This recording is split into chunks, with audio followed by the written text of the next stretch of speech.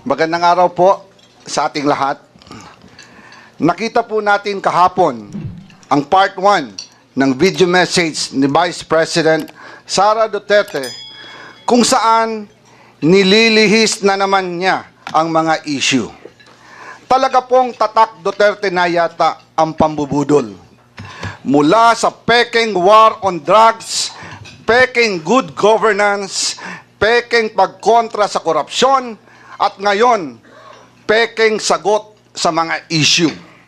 Una, simpleng tao lang daw siya, pero mahigit 400 bodyguards.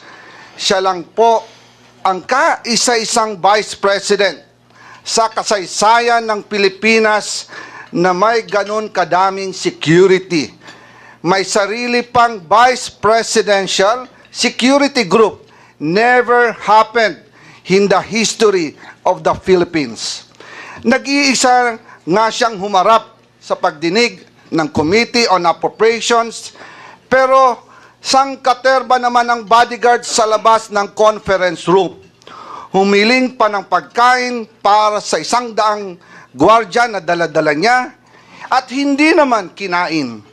Hindi po ba't pang-iinsulto at pag-aaksaya ito ng resources ng gobyerno? Pangalawa, sinasabi niya, hindi lang daw sanay ang ilang miyembro ng Kongreso na hindi makuha ang sagot na gusto nila. Karapatan at trabaho ng Kongreso ang pagbubusisi ng budget. Ang hindi niya pagsagot sa maayos na tanong at lalo pa ang hindi niya pagdalo sa hearing ngayon ay nagpapakita na kawalang respeto at paggalang sa mga kinatawan ng taong bayan. Hindi lang po kongresista ang winalanghiya niya dito, kung hindi ang buong sambayanang Pilipinas. Tinatakpan niya ang hindi pagsagot sa tanong sa pamamagitan ng pag-iinsulto sa mga kongresista na ginawa lang naman ng kanilang mga trabaho. Gusto nila ang interbranch courtesy, pero siya mismo walang kortesiya sa Kongreso. Pangatlo, malinaw na pambubudol o panlilinlang sa mga Pilipino ang pagsasabi niyang kinikilala niya ang kapangyarihan ng Kongreso sa budget. Malinaw naman sa tao, live sa TV at internet, kung ano ang kanyang asal. Wala siyang sinagot ni isa man lang na tanong ng mga kongresista.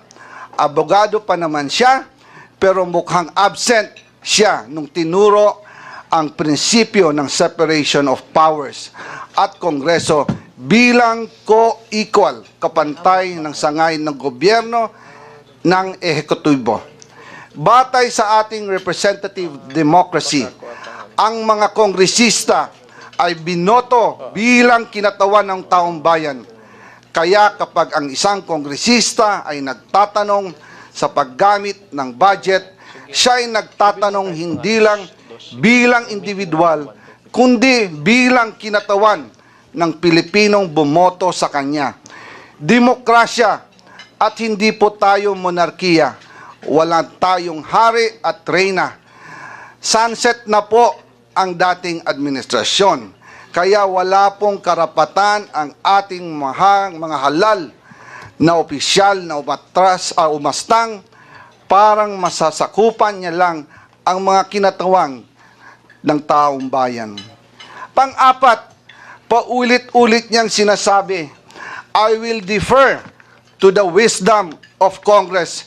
Pero hindi naman po ito totoo. Kasi kung totoo ito, sasagutin niya mga tanong ng mga mambabatas, lalo na sa issue ng confidential funds. Naalala ko last year, kinausap namin si BP Sara at ang kanyang mga trusted aides tungkol sa 2024 budget. Sinabi niya noong, ituloy niyo yan, meaning yung confidential funds, dahil kaya niya daw ito i-justify. Mabuti na lang at hindi namin itinuloy.